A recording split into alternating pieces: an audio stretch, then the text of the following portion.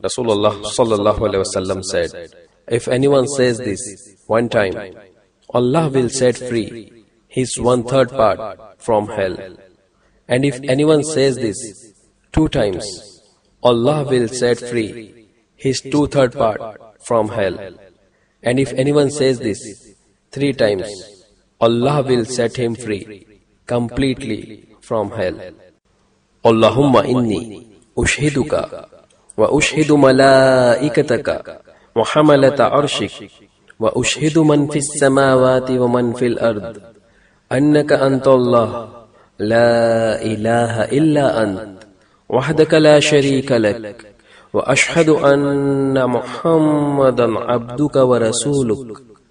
O Allah, I bear testimony before you and before the angels and before the one who carry your throne and before all, whoever is in the heavens and whoever is on the earth, that truly you are Allah.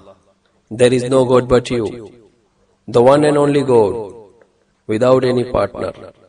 And I bear testimony that Muhammad sallallahu alaihi wasallam is your slave and your messenger.